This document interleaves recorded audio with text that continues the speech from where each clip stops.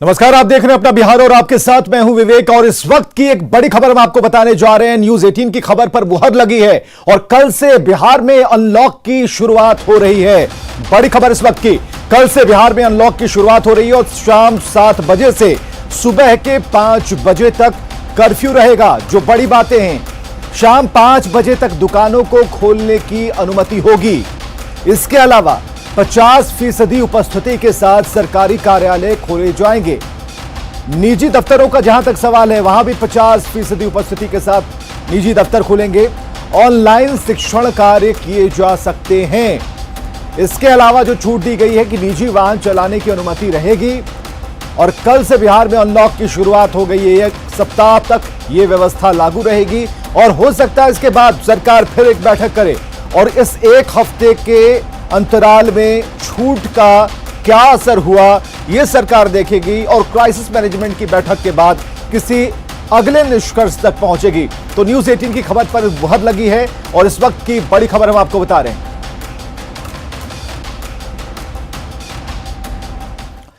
और इधर नीतीश कुमार का ट्वीट हम आपको दिखाने जा रहे हैं। उन्होंने क्या लिखा अनलॉक के बारे में, यह भी हम आपको दिखा रहे हैं कि लॉकडाउन से कोरोना संक्रमण में कमी आई है, अतः लॉकडाउन खत्म करते हुए शाम 7 बजे से सुबह 5 बजे तक रात्रि कर्फ्यू जारी रहेगा। 50% उपस्थिति के साथ सरकारी और निजी कार्यालय 4 बजे अपराह्न तक खुलेंगे और दुकान खुलने की जो अवधि है वो 5 बजे तक शाम तक बढ़ेगी। ऑनलाइन शिक्षण कार्य किए जा सकेंगे, निजी वाहन चलने की अनुमति रहेगी और यह व्यवस्था अगले 1 हफ्ते तक रहेगी। अभी भी भीड़ भाड़ से बचने की आवश्यकता है। ये बातें मुख्यमंत्री ने अपने ट्वीट के जरिए लोगों तक पहुंचाई हैं।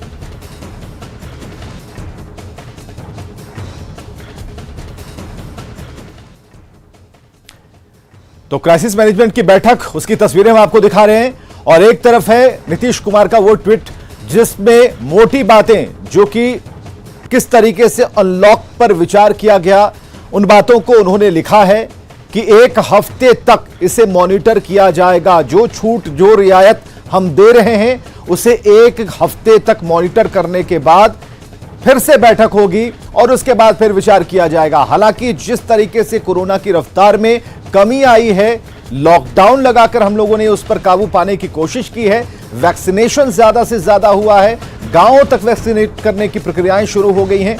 इसलिए अब बिहार अनलॉक जब होगा तो उसके बारे में पूरी विस्तृत जानकारी नीतीश कुमार ने दी है अपने ट्वीट के माध्यम से। और एक तस्वीर और भी हम आपको दिखा रहे हैं कि बिहार के अनलॉक होने की हमने खबर दिखाई थी और 2 अलग अलग विंडोज में हम ये बताने की कोशिश कर रहे हैं कि इस बात के बारे में हमने पहले आपको बताया था, उसके बाद बैठक होती है और रिजल्ट भी वही आता है, यानी कि परिणाम फैसलों के माध्यम से वही आता है जो हमने आपको पहले बताया था।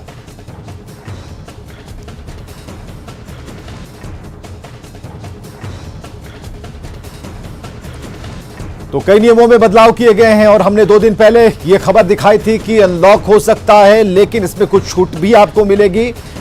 लेकिन मुख्यमंत्री ने इसे जब ट्वीट किया तो ये बातें पता चली कि जो खबरें हमने आपको दिखाई थी, जो बताया था, वही खबर सही थी। और चलिए सीधे हम जुड़ते हैं, आनंद अमृतराज हमारे साथ, हमारे सहयोगी हैं। अनलॉक की बात तो हो रही है, लेकिन अंतिम लाइन जो नीतीश कुमार ने लिखी है, काम की बात वही है कि अभी भी सचेत रहने की जरूरत है। आनंद।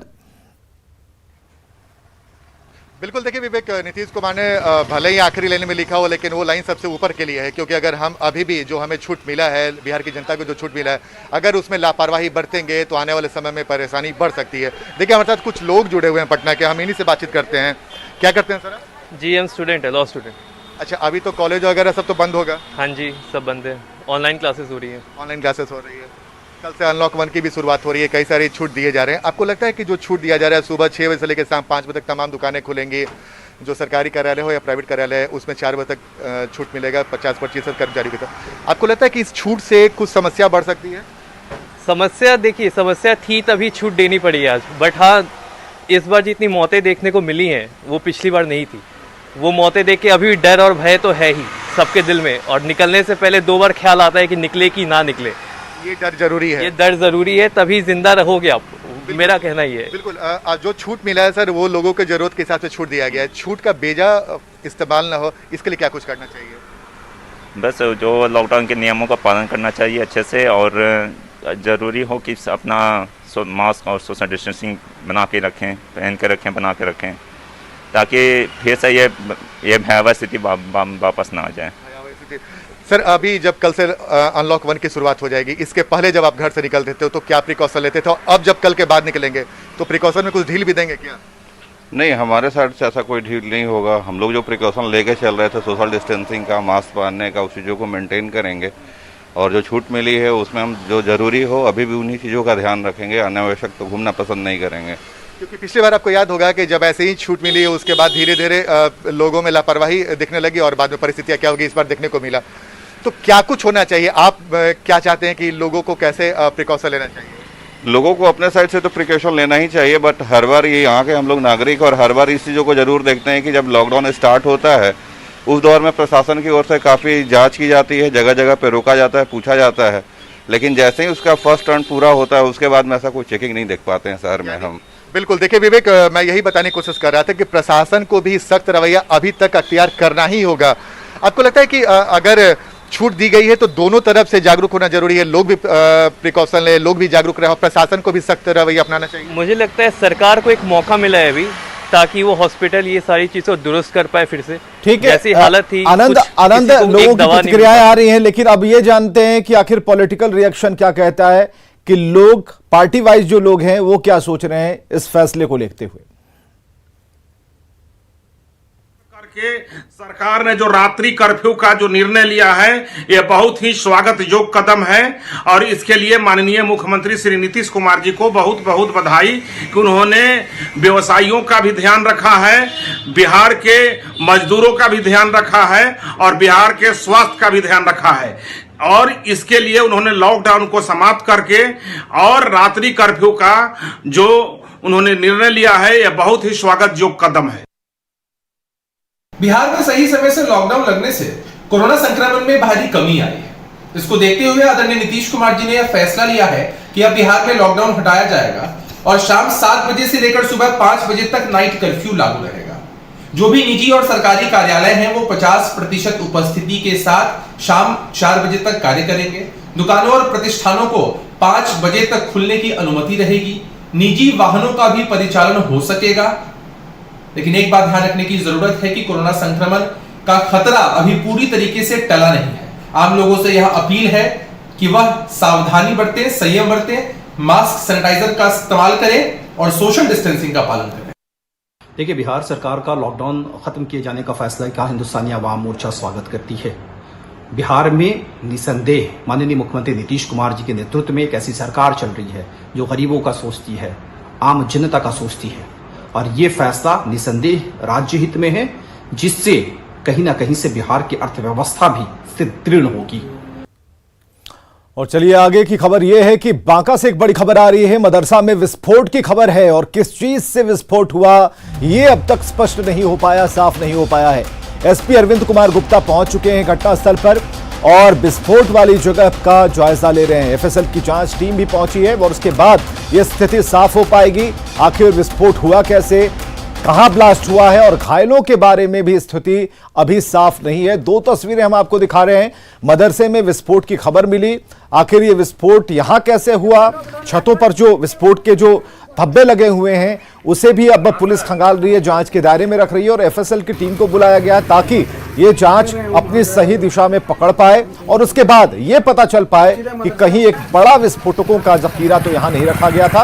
ये सारी बातें हो रही हैं और एसपी खुद घटनास्थल पर मुआयना करने के लिए पहुंचे थे। 8 बजे ब्लास्ट की सूचना मिली, तुरंत हमारी टीम हम लोग पहुंचे हैं यहाँ। छत गिरा हुआ है, बाहर से बंद था दरवाज़ा। इसका ब्लास्ट कैसे हुआ ये भी हम लोग नहीं कर सकते। एफएसएल की टीम हमारी आ रही है, एफएसएल की टीम के जांच के बाद ही हम लोग बता पाएंगे कि ब्लास्ट किस चीज़ का है। सर, प्रथम दृष्टया कुछ लग रहा है यहाँ बम, कुछ स्पॉट उस रंग का नजर आ रहा है। अभी हम लोग कुछ नहीं बता सकते, ये एफएसएल की टीम इसी की विशेषज्ञ है। हम लोग सिर्फ देख रहे हैं कि ब्लास्ट है, आप भी देख रहे हैं छत गिरी हुई पूरी हेवी ब्लास्ट है। ये तो कह सकते हैं कि 2 तरह की बातें आई। प्रारंभिक तौर पर सूचना ये थी कि गैस सिलेंडर फटा है, उसके बाद सूचना मिली कि बम ब्लास्ट हुआ है। लेकिन हम लोग जब तक इसके मलबा को नहीं हटाया जाएगा, इसके अंदर क्या है, इसकी किस तरह के एग्जिबिट हैं, उसकी जांच नहीं एफएसएल की टीम कर लेती है।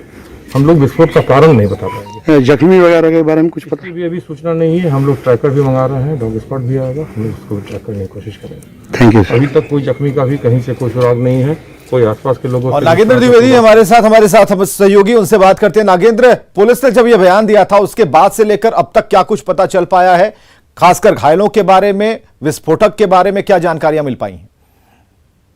मैं बता दूं कि पुलिस वहां पे अभी फिलहाल एसडीपीओ के नेतृत्व में वहां पे कैंप कर रही है और पुलिस को कुछ हल्की जानकारी भी सुराग मिला है। अब फिलहाल वहां पे ट्रैकर के जरिए पता किया जा रहा है कि विस्फोट होने के समय वहां पे कौन कौन लोग मौजूद थे, क्योंकि घटना के बाद से नौटोलिया से कोई भी मेल मेंबर नहीं है, सारे लोग घर छोड़ के फरार हैं।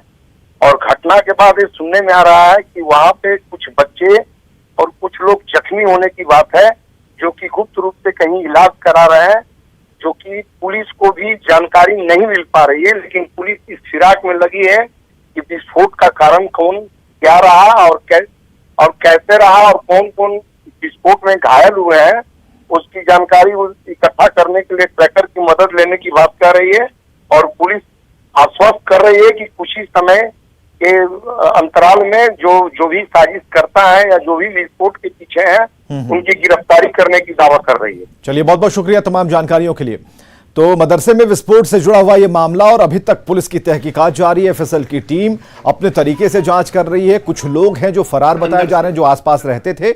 हालांकि ये भी बात सामने आ रही है कि कुछ बच्चों के चोटिल होने की बात सामने आ रही है। हालांकि इसकी स्थिति को अभी तक प्रशासनिक तंत्र ने स्पष्ट नहीं किया है। और इस घटना को लेकर स्थानीय लोगों का कहना है कि किसी को कोई जानकारी नहीं है कि क्या विस्फोट हुआ। 2 महीने से मदरसा बंद है, कौन क्या रख दिया है नहीं बता सकते। सुबह के वक्त हम लोग खाना बनाते हैं, उसके बाद 8 बजे के करीब आवाज हुआ, उसके बाद धुआं हो गया, बहुत जोर से आवाज हुआ। सुनिए, अब हम लोग का मदरसा 2 महीने से बंद है। अब दुश्मनी से कौन क्या रख दिया हम लोग तो देखे नहीं ना सर। हम लोग का लेडीज मदरसा में घुसते नहीं है, काला काला हो गया। अभी मदरसा 2 महीना से बंद है, अब कौन क्या रख दिया अब हम लोग तो नहीं ना देखने गए सर। बताइए, अब हम लोग का दुश्मनी का कमी है, दुश्मनी से कोई अगर रख दिए हैं कुछ तो। कोई जख्मी भी हुआ है? नहीं, जख्मी कोई नहीं है, मस्जिद में कोई है ही। क्या हुआ? हम तो यही था, हमरो तो उधर घर है हम लोग का स्कूल के पास सुनाई पड़ा था, वही आवाज सुनाई पड़ा। अच्छा, बहुत जोर का? हाँ, बहुत जोर से आवाज पे सुनाई पड़ा था। धुआं हाँ, धुआं। बस हम देखे यहाँ आकर के तो देखे कि गिर गया था। हम लोग सोचे कि काहे गिर गया, तो बोले गैस से फटा होगा, यहाँ गैस धरा हुआ था, फटा होगा। तो हम लोग इसीलिए यहाँ पर से घूम के फिर चले गए। अच्छा, तो फिर घूम के चले गए तो फिर ये क्या हुआ नहीं हुआ तो हम तो फिर चले। बताया जा रहा है कि 3-4 आदमी भी जख्मी भी है, इलाज नहीं सर, जख्मी एक भी नहीं है, झूठ बोलते। जो भी बोलता है सर दुश्मनी से बोलता है सर। आपको क्या जानकारी मिली? क्या ये है हमरा नहीं देख लिया, आवाज होने उधर घर से आवाज होले, यहाँ ये देख लिया बहुत जोर का आवाज। हाँ, आवाज बहुत एकदम धुआं हो गया, एकदम धुआं, पूरा धुआं। झूठ वाला बात नहीं है, धुआं होला। अब के की कर लके 2 महीना से मदरसा बंद छे। मोलना साहब रहे सब चीज देखभाल, बच्चा भी पढ़ाई छे मदरसा में, तो मोलना साहब छेबे नहीं करते। जो मोलना साहब रहते 200 बच्चा मरतले स्कूल मदरसा 200। इ तो मोलना साहब घर अपना चला गए छे। उधर बेतिया के जीएमसीएच में डॉक्टरों पर बड़ी लापरवाही का आरोप लगा है। पुलिस लाइन में तैनात एक महिला पुलिसकर्मी की तबीयत बिगड़ गई और इसके बाद उसे जीएमसीएच लाया गया, लेकिन यहां पर मौजूद डॉक्टरों ने बिना जांच के उन्हें पटना रेफर कर दिया। इसी बात को लेकर मरीज के साथ मौजूद सहयोगी गुस्सा गए और इसी दौरान एक और परिजन अपने बच्चे को लेकर वहां पहुंचे। उन्हें तो ये बताया गया कि यहाँ कोई डॉक्टर ही मौजूद नहीं है। इसके बाद पुलिस के जवानों ने डॉक्टरों की खोजबीन शुरू की तो डॉक्टर वहां से भागते नजर आए। गर्मी से तबीयत खराब था, इनका ले गए इमरजेंसी में दिखाने के लिए, वहाँ तुरंत रेफर कर दिया। मतलब इमरजेंसी का नाम को मजाक बना के रखा है। ये आप लोग कहाँ से? हम पुलिस लाइन से आए हम लोग। तभी यहाँ कोई नहीं देखा? डायरेक्ट देखिए ना, इस पे डायरेक्ट रेफर कर दिया। कोई ट्रीटमेंट नहीं हुआ। और जीएमसीएच की इस लापरवाही पर सवाल उठता है कि डॉक्टर मरीजों को देखने से आखिर कतरा क्यों रहे हैं। बिना जांच के कैसे रेफर वाला पुर्जा लिख दिया गया। अस्पताल प्रबंधन मामले पर चुप क्यों है। जिला प्रशासन कब तक करेगा कार्रवाई और अगर मरीज की जान चली जाती तो क्या होता? तो इस पूरे मामले में जो दोषी डॉक्टर हैं उन पर कार्रवाई की क्या उम्मीद की जा सकती है?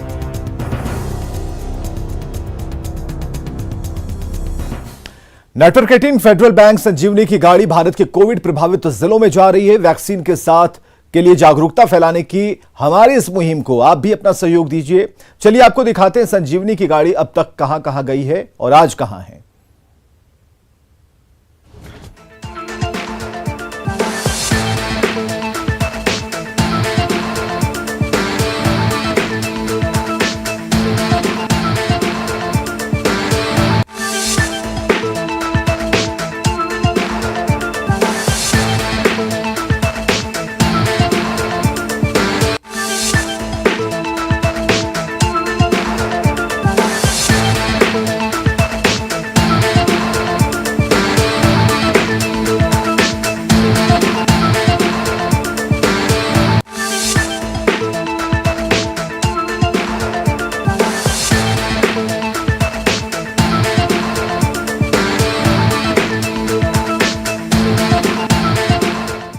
और यहां रुकेंगे एक छोटे से अंतराल के लिए।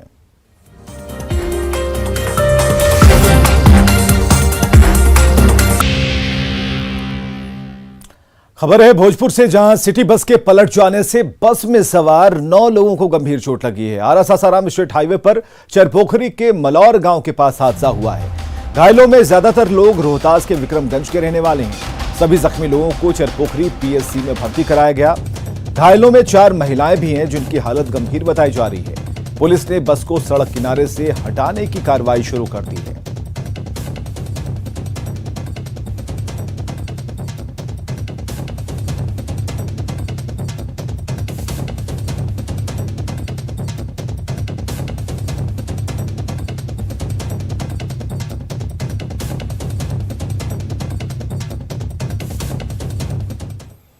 इधर छपरा में 29 करोड़ की लागत से बन रहे खनुआ नाला अभी से ही होल उसमें नजर आ रहा है। घटिया निर्माण के कारण नाले के नवनिर्मित दीवारों से पानी का रिसाव हो रहा है, जिससे इस प्रोजेक्ट पर सवाल खड़े हो रहे हैं। बुडको की ओर से हो रहे इस निर्माण पर लोगों ने धांधली का आरोप लगाया। और आपको यह बताएं कि नाला निर्माण के लिए सरकार ने अप्रैल महीने का डेडलाइन रखा था, लेकिन अब तक 25% काम भी पूरा नहीं हो सका है। दीवार कहीं भी 20 फीट या 25 फीट स्ट्रेट नहीं है, टेढ़ा मेढ़ा है। और पानी जहाँ पानी है वहीं पानी में ही ये लोग ढलाई कर देते हैं, जिसकी वजह से है जहाँ बन गया है वहाँ का पानी रिस रहा है। और ऐसे भी हम देखते हैं अभी प्रेजेंट इसका पोजीशन कि दोनों तरफ की दीवारें जो है वो लग रहा है कि यदि कुछ दिन ऐसा रह गया तो आपस में मिल जाएगी। ये लोग पाकी के ऊपर ही ढलाई कर दे रहे हैं, कहीं भी सही तरीके से इसका निर्माण नहीं हो रहा है, जिसके वजह से दीवार के नीचे से आपको जमीन के नीचे से पानी रिस रहा है, वो भी बुरी तरह से पानी निकल रहा है फव्वारे की तरह से। आज ये दशा ये अभी है, आने वाले समय 1-2 साल के बाद क्या होगा ये तो सरकार ही जाने। और दरभंगा के कुशेश्वर स्थान में बाढ़ की आहट के बीच लोग बचाव में जुट गए हैं। यहां के केवट गामा और पछियारी के बीच कमला बलान नदी की उपधारा में बना पुल टूटने के कगार पर है। पुल के नीचे जलकुंभी का अंबार है। जलकुंभी जमा होने से पानी की धारा रुक गई है और ऐसे में पुल पर पानी का भारी दबाव बढ़ गया है। लोग अपने प्रयासों से इसे बचाने में जुटे हैं और घंटों की मशक्कत के बाद एक हिस्से को खाली कराया गया है। बताया जा रहा है कि पुल के बाधित होने से 8 पंचायत का कुशेश्वर स्थान पूर्वी इलाके से संपर्क टूट जाएगा। यहाँ जलकुंभी का जमाव होने के कारण जलधारा अवरुद्ध हो गया है, जिसके चलते वेग काफी बढ़ गया है और लगता है कि यदि इसको जल्दी जलकुंभी नहीं हम लोग हटा पाएंगे तो यह पुल ध्वस्त हो सकता है। सभी आदमी पुल को बचाने में लगे हुए हैं, हम लोगों को नहीं पार लग रहा है, इसलिए हमने आपको नेट पर भेज रहे हैं। ऐसा क्या हुआ जो पुल में अचानक पुल गिरने के कगार पे आ गए? यहाँ ढाकन जो है, ढाकन और टचन पानी का जरिया से नीचे से ऊपर तक पुल पानी को जाम कर दिया, इस जरिए से पुल टूट रहा है। न डरिए न डराइए, सच जानिए और वही बताइए। प्लीज अफवाह मत फैलाइए। वैक्सीन ही संजीवनी और इसे अपनाइए। और यही काम कर रहा है नेटवर्क 18, जो फेडरल बैंक के साथ मिलकर वैक्सीनेशन को लेकर जागरूकता अभियान चला रहा है, जिसका नाम है संजीवनी ए शॉट ऑफ लाइफ। और काम है जागरूकता के जरिए कोरोना को मात देना।